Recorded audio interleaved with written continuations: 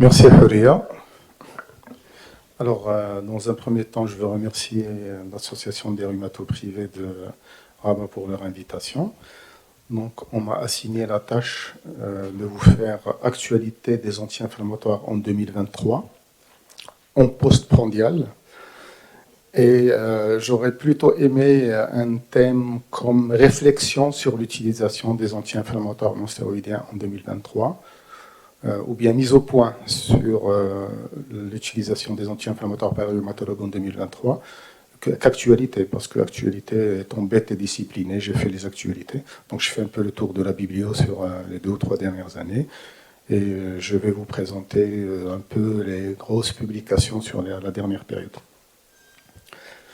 Et je voudrais remercier bien sûr les laboratoires Botu pour leur invitation, c'est un sympa Botu. Donc voilà un peu les thèmes que j'ai choisis, il y en a beaucoup, et vous voyez que sur cet agenda, chaque thème se prête à une conférence d'1 heure, au moins. Donc toxicité rénale, risque cardiovasculaire, utilisation des anti-inflammatoires chez le sujet âgé, inflammation IRM et anti-inflammatoires, etc. Donc en fait, ce que j'ai fait, je vais présenter sur ces différents thèmes éventuellement 1 ou 2 abstracts et puis faire les messages clés par topic. Alors, quand vous tapez sur PubMed anti-inflammatoire non stéroïdien depuis 70 ans, regardez un peu les courbes. Vous voyez qu'il y a 250 000 occurrences sur PubMed de 1945 jusqu'en 2024 et vous voyez un peu les publications qui vont en montant. Si vous tapez anti-inflammatoire et COX, alors vous voyez que finalement c'est en 2001-2002 qu'il y a eu toute l'apparition et tout le débat sur les COX et vous voyez que c'est une tendance baissière et qu'il y a de moins en moins de publications sur le sujet. Quand vous tapez anti-inflammatoire et spondylarthrite, c'est à peu près sur les 15 dernières années où vous avez le plus de publications. Et quand vous tapez AINES et cancer, vous voyez que c'est sur les 10 dernières années où il y a plein de publications. Donc en fait, je fais partie d'une génération qui a non seulement connu la toxicité en long et en large des anti-inflammatoires, mais on a aussi connu la toxicité de la bibliographie des anti-inflammatoires non stéroïdiens. Parce qu'à un moment donné, il y avait trop de publications et tout le temps. J'ai l'impression que ce n'est plus vraiment le cas et j'ai l'impression que sur cette génération, il y a moins de choses par rapport à notre génération. Pour l'anecdote, j'ai passé mon concours de PA il y a 20 ans et j'avais un ami qui passait en même temps le concours de PA d'anesthésie-réanimation et il m'a dit à l'époque, pourquoi tu es stressé?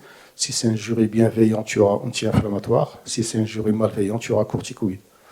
Donc c'était avant l'ère des biothérapies et c'est vrai que pour les rhumatologues, les AINES, la prescription des AINES est un peu dans notre ADN. Donc on est parmi les plus grands prescripteurs d'anti-inflammatoires non stéroïdiens.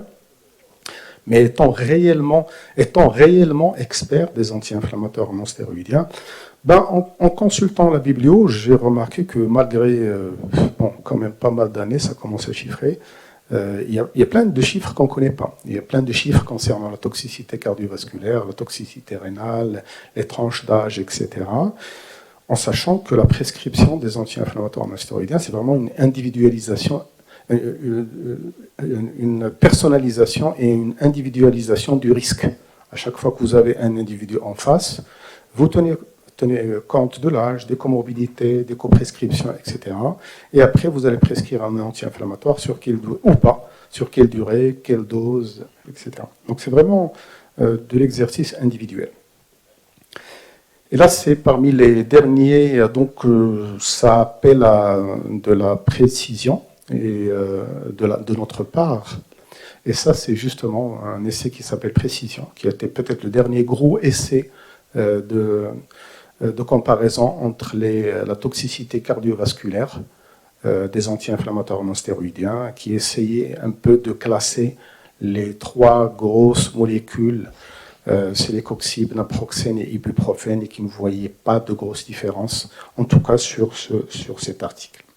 D'abord, alors, pour la classification des anti-inflammatoires non stéroïdiens, je vais agrémenter l'exposé par des petites questions, j'en ai 2 ou 3. Alors, d'après vous, quels sont les anti-inflammatoires qui ont été les plus étudiés dans l'évaluation du risque cardiovasculaire? Donc c'est réponse choix unique. Naproxène, c'est les coxibes kétoprophène et étoricoxibes. Ibuprofène, c'est les coxibes diclofénac et naproxène. Ou bien aspirine, c'est les coxibes étoricoxibes et naproxène.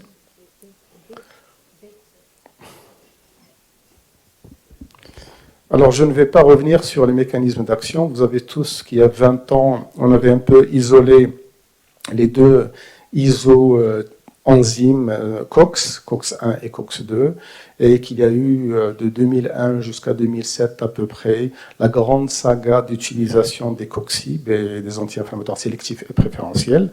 Donc ça, vous le savez, on a très vite réalisé qu'une inhibition très sélective de la COX2 entraînait une toxicité cardiovasculaire significative, et ça a été à l'origine du retrait du fameux Vioxx en 2004.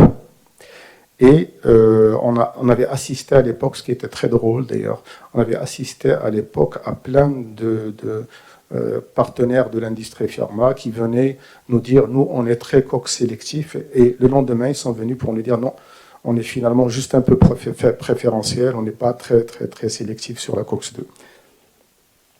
Pour la simple raison que si vous raisonnez sur cette histoire de sélectivité COX1, COX2, ben vous voyez que les molécules qui étaient les plus... alors quand vous allez à droite, c'est très sélectif de COX1. Quand vous allez à gauche, c'est plutôt sélectif de COX1. À droite, pardon, COX2, à gauche, COX1.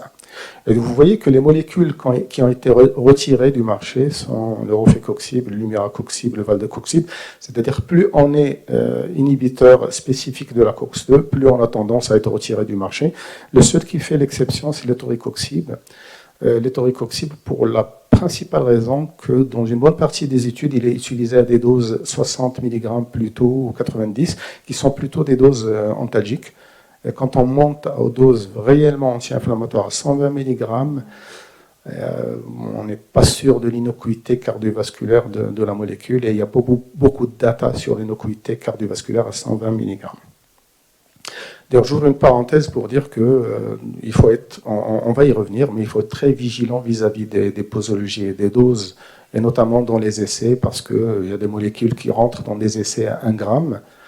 Par exemple, le l'ibuprofène, en l'occurrence, il rentre dans des essais à 1 gramme 200, mais il est plutôt anti-inflammatoire à 2 grammes. Donc, à chaque fois qu'il y a des molécules et que vous voulez analyser la littérature, il faut voir un peu la dose qui est utilisée dans les essais. Alors, ces auteurs, ce qu'ils ont fait, ils ont essayé de nous dire, c'est des cardiologues, que finalement, cette classification traditionnelle qu'on a sur nos textbooks et sur le cours qu'on fait aux étudiants, des 20 anti-inflammatoires répartis sur 6 classes, elle est complètement désuète et qu'il faut la laisser tomber, et qu'il faut plutôt rentrer sur une classification sur l'inhibition COX, pour avoir une terminologie plus pertinente et pour harmoniser les essais thérapeutiques en fonction des AINES qui vont être plutôt COX1 ou COX2, et également pour harmoniser les guidelines. Et donc ce qu'ils ont fait, vous allez voir un peu sur leur classification, donc ils ont fait les non sélectifs, les anti-COX1 et les anti-COX2, en tenant compte de la sélectivité anti-COX2, et ça donne quelque chose comme ça. Donc, quand vous allez à gauche, vous avez les COX2 inhibiteurs, et vous avez les COX2 coxib et les COX2 holder, holder, c'est-à-dire les vieilles molécules qui sont très COX2, et dans le lot, vous avez par exemple le diclofénac. Le diclofénac est très anti-COX2. Et quand vous allez au milieu, vous avez les AINES.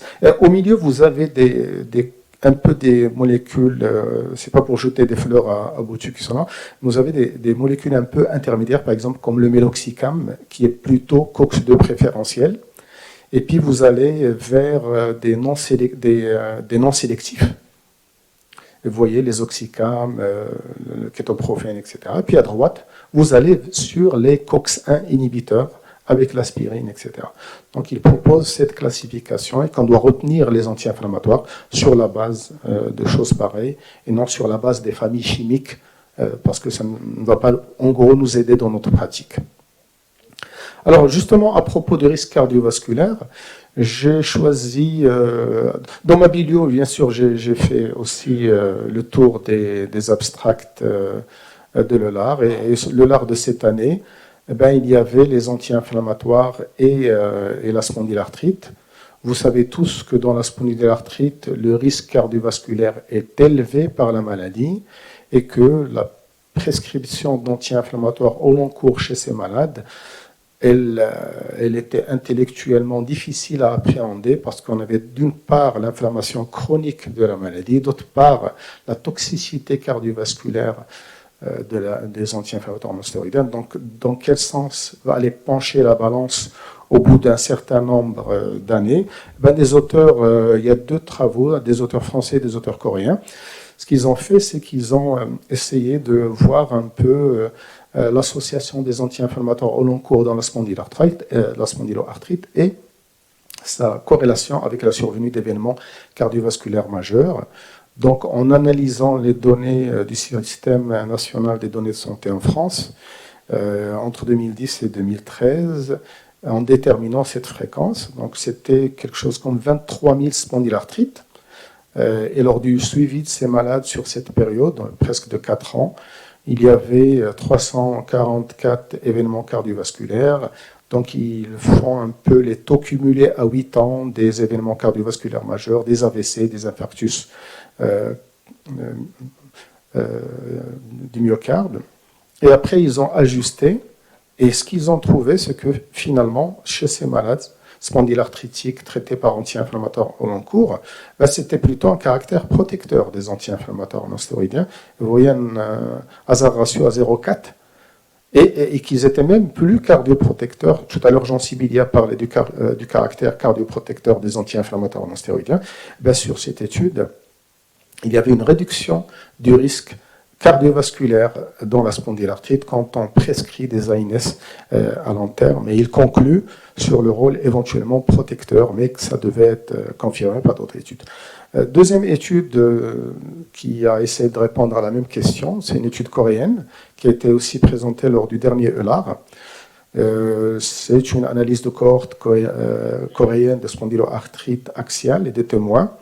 Et l'endpoint, c'était la même chose, c'est-à-dire la survenue de maladies cardiovasculaires. Pratiquement le même effectif, c'est-à-dire 20 000 spondylarthrites axiales et 60 000 pratiquement témoins appareillés. Et l'utilisation des anti-inflammatoires au long cours chez les témoins appareillés, c'est-à-dire non dans la spondylarthrite, chez les témoins, était associée à un risque cardiovasculaire de l'ordre de 1,29.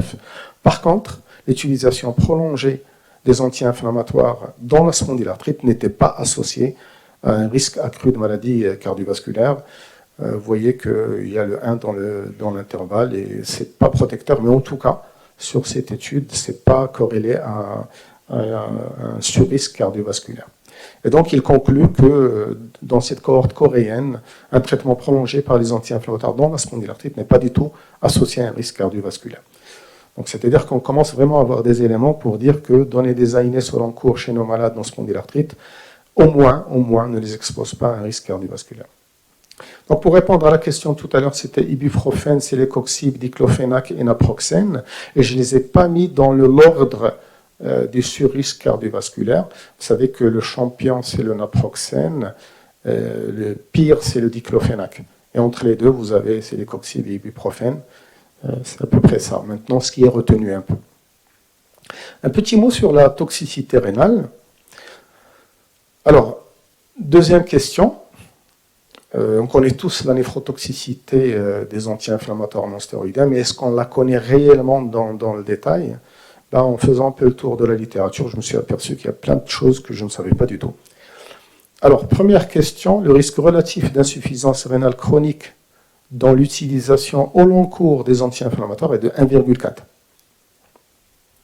Deuxièmement, le risque de néphrotoxicité est moindre avec les anti-COX-2.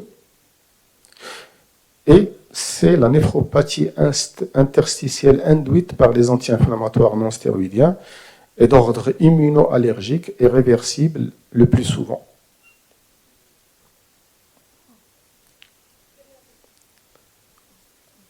Une réponse juste. Vous voyez que ce n'est pas évident. Alors, j'ai fait le tour, j'ai trouvé 3 ou 4 grosses mises au point actuelles sur les dommages rénaux ou l'atteinte rénale et la néphropathie induite par les anti-inflammatoires. Et vous voyez que ça a été publié en 2021 et le titre interpelle. C'est insuffisance rénale chronique, kidney damage, c'est insuffisance rénale chronique ou diminution du DFG, de la fonction rénale, après utilisation au long cours des anti-inflammatoires. Est-ce que c'est un mythe ou une réalité? Et dans cet article très bien fait, ils reviennent sur les 3 complications majeures des anti-inflammatoires, c'est-à-dire l'insuffisance rénale aiguë. C'est peut-être fonctionnel, c'est peut-être quelque chose qu'on connaît et qui est peut-être la plus fréquente. La néphropathie tubulo-interstitielle, qui est d'ordre immunoallergique, qui peut s'accompagner d'une petite insuffisance rénale fonctionnelle, mais qui est d'un syndrome néphrotique, d'autres choses, mais qui est dans la plupart du temps bénigne et réversible. Et puis l'insuffisance rénale chronique, avec un gros point d'interrogation. Et là, il rapporte des cohortes avec des incidences de ces pathologies rénales au sein de ces cohortes. Et vous voyez par exemple ici que l'odds ratio pour faire une insuffisance rénale fonctionnelle sous AINES est de l'ordre de 1,5. Et la majorité des études, c'est vraiment insuffisance rénale fonctionnelle. Et qu'il y a quelques cohortes qui parlent d'un surrisque de développer une maladie rénale chronique, c'est-à-dire une insuffisance rénale chronique, mais c'est très peu de cohortes. Donc en gros, pour synthétiser, donc vous avez un risque d'insuffisance rénale qui est établi, qui est de l'ordre de pratiquement le double par rapport aux individus. Et maintenant, tous les facteurs associés et aggravants sont connus. Vous avez la coprescription avec les inhibiteurs des enzymes de conversion, de l'ARA2, les diurétiques, l'hypovolémie, l'insuffisance cardiaque, la déshydratation. Vous avez la néphropathie interstitielle. C'est plutôt un tableau immunoallergique avec parfois rash, fièvre, syndrome néphrotique, s'accompagnant d'une note bien sûr d'insuffisance rénale fonctionnelle, mais qui est dans la majorité des cas réversible. Il peut être alarmant, mais dans la majorité des cas, il est réversible. Et il n'y a pas le réflexe de contre-indiquer les anti-inflammatoires après une néphropathie interstitielle aiguë. Et puis le risque de maladie rénale chronique. Alors ça, par contre, le risque est non établi dans la littérature. Il serait de 10% chez des patients, la plupart du temps, qui ont déjà une néphropathie, qui ont déjà des comorbidités, qui ont déjà autre chose.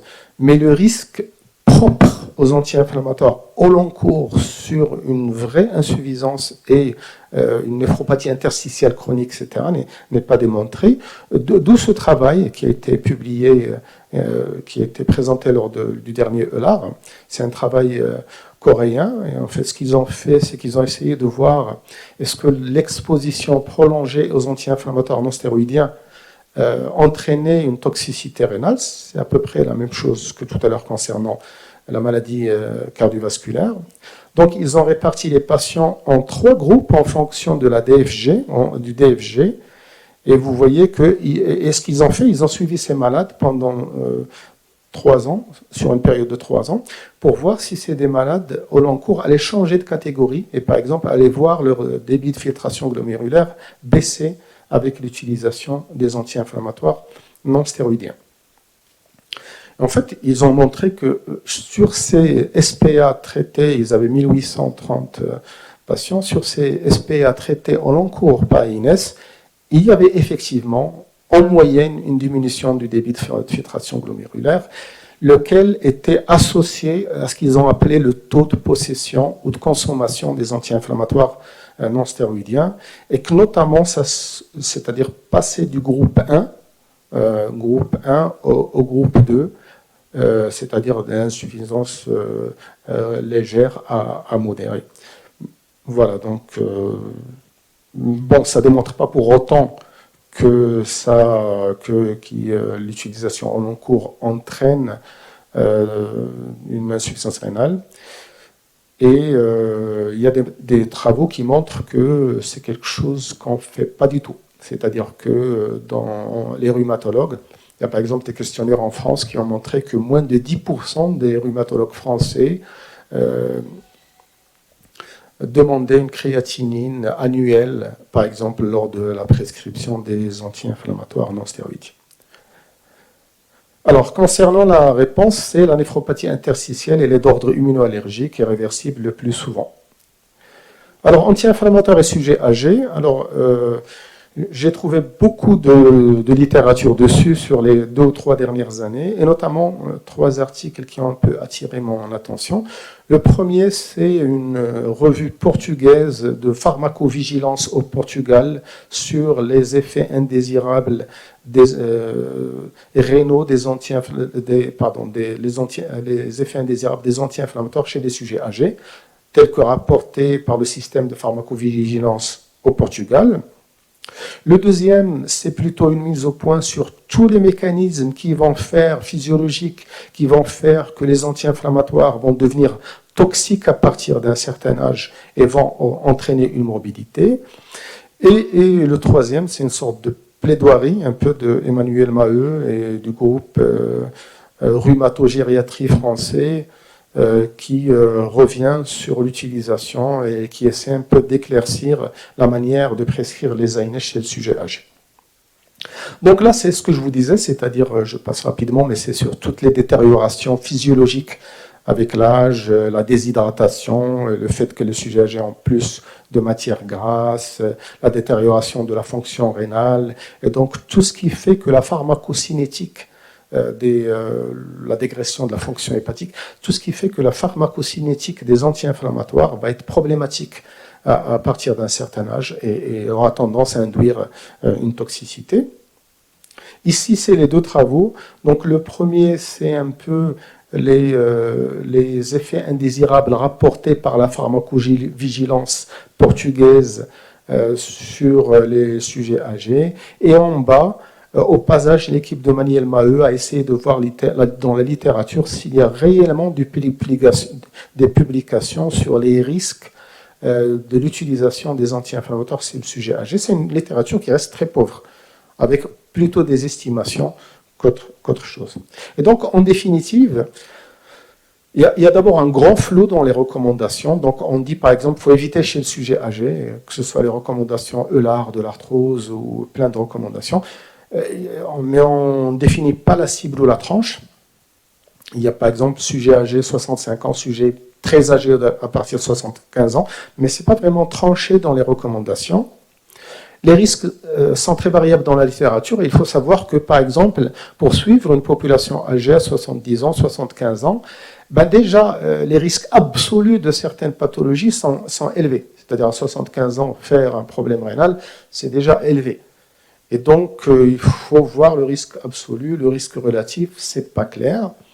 Il y a la notion d'âge physiologique. On a des obèses à 58 ans avec gonarthrose, hypertension, polymédicamentés, et on a des patients à 68 ans qui sont sportifs, qui sont en très bon état, etc. Donc, la valeur numérique de l'âge en elle-même, bon, ça c'est une discussion. Après, ils reviennent aussi sur le choix des molécules. Certaines molécules sont plutôt liposolubles, certaines molécules le sont moins, et est-ce qu'il y a vraiment quelque chose à améliorer de ce côté du choix de la molécule chez le sujet âgé, en dehors bien sûr de la toxicité cardiovasculaire, mais surtout le reste. Et puis, ils disent aussi que, de toute façon, on voit dans nos consultations des patients qui vont aller prendre des anti-inflammatoires, qui ont toujours leur anti-inflammatoire. Bon, je ne vais pas faire de la pub et citer des molécules, mais ils ont toujours des anti-gonarthrosiques à 65 ans, 70 ans. Ils vous sortent toujours le suppo, le comprimé, etc. Et vous avez beau leur dire ouais, il ne faut pas prendre, mais il y en a qui sont tellement gênés qu'ils vont quand même le prendre et qu'il faut peut-être avoir cette discussion, informer, monitorer et avoir cette discussion avec la famille, chercher des petites doses, essayer de choisir la molécule et avoir cette discussion au moins avec le patient dans une sorte d'éducation thérapeutique sur l'utilisation des anti-inflammatoires au-delà d'un certain âge. Alors, inflammation, IRM et anti-inflammatoires non stéroïdiens, travail qui a été présenté lors du dernier congrès ELAR. Et vous savez tous que quand on prescrit une IRM des sacroiliaques, ben, on ne sait pas si il faut arrêter les anti-inflammatoires ou pas, parce que on avait tendance à dire les anti-inflammatoires, quand on les prescrit, peut-être qu'ils vont effacer et diminuer la sensibilité de l'IRM des sacroiliaques. Et ça, c'est un travail qui est anglais, qui a été fait et présenté lors du dernier congrès ELAR. Donc, ce qu'ils ont fait, c'est qu'ils ont interrompu les anti-inflammatoires avant la réalisation de l'IRM des anti-inflammatoires, puis ils les ont repris. Et donc, à la reprise des anti-inflammatoires, il y avait une disparition de l'œdème médulaire chez pratiquement 24% des malades. Sur le groupe qui avait repris les anti-inflammatoires, on voyait plus de disparition de l'œdème. Et donc, cette étude suggère que peut-être il faille faire une petite fenêtre thérapeutique de quelques jours avant de prescrire une IRM, parce que ça pouvait négativer le signal IRM des sacroiliaques chez certains de nos spondyloarthrites.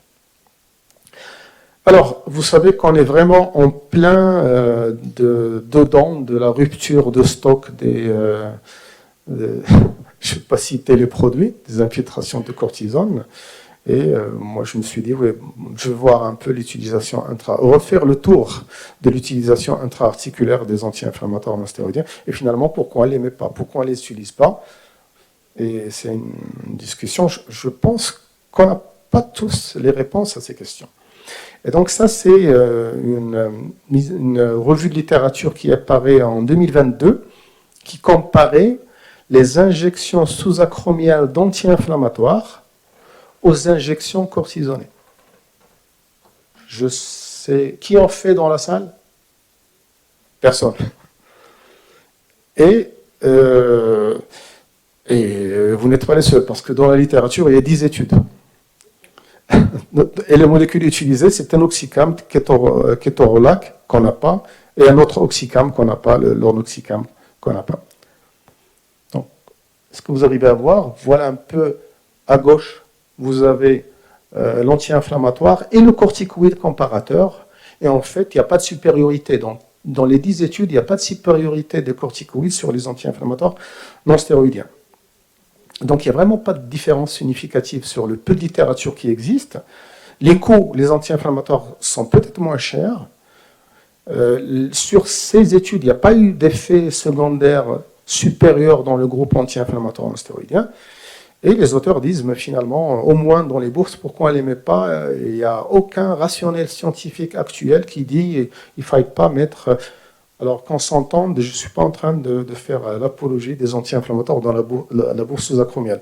Mais je vous dis que scientifiquement, il n'y a rien contre. Il n'y a rien contre. Vous savez qu'on a des cultures, des traditions. On est issu un peu de la rhumatologie francophone. On avait nos amis français avec nous. Mais dans d'autres pays, il y en a qui mettent ça. Même chose pour l'utilisation intra-articulaire stricto sensu, pas intrabursale. Là, j'ai trouvé au moins 4 ou 5 revues de littérature.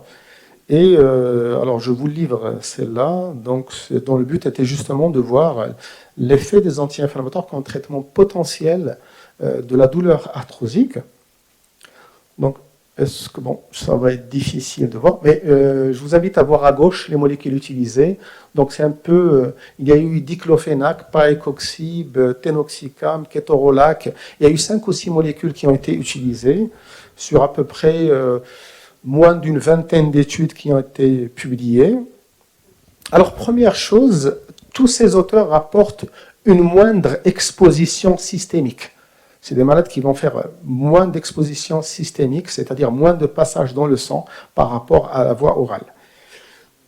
Et c'est des études qui vont trouver beaucoup plus de concentration d'anti-inflammatoires dans la synoviale malade par rapport aux anti-inflammatoires pris par voie générale. Et il y a eu un excellent profil d'innocuité dans ces études et l'efficacité était bonne, que ce soit chez l'homme en tout cas, et similaire à celle des corticoïdes. D'ailleurs, il y a des auteurs qui ont utilisé des formulations adaptées de diclofénac, avec une durée de séjour plus longue dans l'articulation. Donc, les auteurs soulèvent la discussion en disant, bon, même en utilisant les formulations traditionnelles, c'est-à-dire des formules non conditionnées pour usage intra-articulaire, les profils de sécurité semblent rassurants, que ce soit chez le petit, les grands animaux et l'humain, et qui semblent être aussi efficaces que la voie orale des anti-inflammatoires ou les corticostéroïdes sur la douleur de l'arthrose de hanche et de genou. Cependant, ça reste des petits effectifs, des études hétérogènes, souvent pas de groupe placebo ou très peu, et l'évaluation se fait sur du court terme.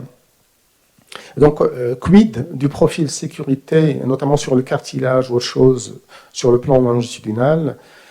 Est-ce que c'est une option thérapeutique finalement qui a été complètement négligée par la communauté rhumatologique? Mais en tout cas, ils disent, oui, pourquoi pas, pourquoi on ne fait pas des essais randomisés pour voir si ça marche? Alors là, je termine par en bref. Et en bref, j'ai 2 ou 3 articles intéressants. Alors, question 3.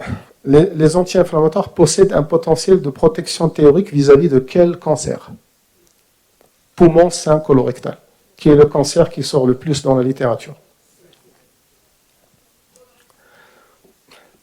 Alors ça, c'est un BMJ 2023. C'est une étude danoise très intéressante qui a cherché à voir le risque thromboembolique des anti-inflammatoires quand ils sont administrés en association à un traitement hormonal, contraceptif hormonal chez la femme. Donc c'est quelque chose comme 2 millions de femmes, c'est un grand registre avec 20 millions d'années personnes, et ils ont vu si l'utilisation des anti-inflammatoires sans contraception orale, avec contraception hormonale à haut risque, à risque moyen ou à faible risque, exposé à un surrisque thromboembolique, et bien ils ont démontré qu'il y avait un surrisque, au moins de 2, quand les jeunes femmes prenaient un anti-inflammatoire associé à une contraception hormonale, risque qui n'apparaissait pas avec les contraceptifs à risque moyen, à faible risque, pardon. Donc le risque sortait avec la contraception hormonale à haut risque et sortait avec la contraception hormonale à risque moyen, c'est-à-dire l'ajout d'un anti-inflammatoire augmentait significativement le risque thromboembolique. Et ce n'était pas le cas des contraceptions à faible risque. Un petit mot sur les anti-inflammatoires et la consolidation osseuse. Ça, c'est une revue de littérature. Vous voyez qu'il y a eu 304 000 fractures sans prescription d'anti-inflammatoires, 22 000 avec prescription d'anti-inflammatoires et 2400 avec prescription d'anti-COX-2. Au total, les auteurs montraient que il n'y avait pas de risque de mauvaise consolidation avec les AINES classiques. Par contre, il y avait un risque de mauvaise consolidation avec les anti-COX-2. Alors, les 4 cancers, il y a une grosse littérature sur anti-inflammatoire et prévention des cancers, et les 4 gros cancers, c'est poumon, colorectal, prostate et poumon, et sein, pardon. Alors, tout à l'heure, Jean Sibilia parlait des limites qu'on était en train d'arriver à nos limites neurocognitives en termes d'analyse de publication et qu'il fallait utiliser de temps à autre de l'intelligence artificielle. En fait, quand on fait un topo pareil, et rien que anti-inflammatoire, non stéroïdien et prévention des cancers, c'est quelques centaines d'articles. Et vous voyez par vous-même, regardez ici, ça c'est un article sur anti-inflammatoire et prévention du cancer, les nouveaux paradigmes. Regardez toutes les molécules qui potentiellement sont impliquées dans la protection quand on utilise des anti-inflammatoires. Et même les auteurs vont aller molécule par molécule pour voir éventuellement pour chaque molécule qu'est-ce qui fait que potentiellement ces anti-inflammatoires auraient un caractère protecteur vis-à-vis de certains cancers. Alors je vous demanderai de ne me poser aucune question sur ce tableau à la fin. Donc en gros, En gros, ce qu'on sait, c'est que l'inflammation chronique comme facteur environnemental joue un rôle important dans le développement des cancers et qu'il y a des données, mais qui sont très très mitigées finalement sur la réduction. Donc il y a beaucoup de littérature, mais les données sont mitigées. Mais en particulier, c'est plus la réduction du cancer colorectal qui ressort. Et il y a des papiers qui prouvent que les anti-inflammatoires peut-être diminuent le risque. Mais ça ne figure nulle part, c'est-à-dire il n'est pas du tout préconisé actuellement dans un contexte particulier d'utiliser les AINES dans un souci de prévention des néoplasiques. Donc c'était le cancer colorectal. Alors, je termine en vous montrant les choix que je n'ai pas choisi de faire. D'abord, toute une biblio sur anti-inflammatoires et Covid. Vous savez qu'il y a eu une polémique sur si on donnait des anti-inflammatoires aux patients qui ont Covid, on aggravait la maladie. C'est un débat qui a duré un certain temps. Donc il y a beaucoup de revues de littérature actuellement qui disent oui, bon, peut-être prudence, mais c'est pas sûr que les anti-inflammatoires aggravent le Covid. Et il y a plusieurs papiers sur anti-inflammatoires et microbiote également. Il n'y a rien de nouveau sur les troubles digestifs. Quand vous allez consulter les dernières mises au point ou revues de littérature sur la toxicité digestive, moi, j'ai pas l'impression que ça a changé en les 10 ans. C'est vraiment pratiquement les mêmes chiffres.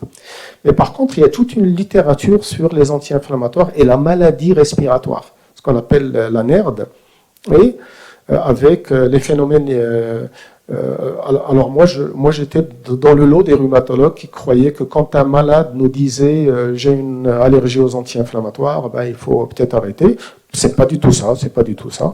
La majorité des malades, c'est ce qu'on appelle une réaction immunoallergique de type 1. Et il y a plusieurs cliniques de désensibilisation en Europe qui proposent de l'aspirine à faible dose à ces malades, et qui, chez les malades chez lesquels on peut prescrire des anti-inflammatoires non stéroïdiens. Je ne parle pas bien sûr des chocs anaphylactiques aux anti-inflammatoires. Je parle des patients qui vous disent qu'ils ont un rush, qu'ils ont une toux, etc. Eh ben, ce n'est pas du tout une contre-indication. Et il y a toute une littérature dessus.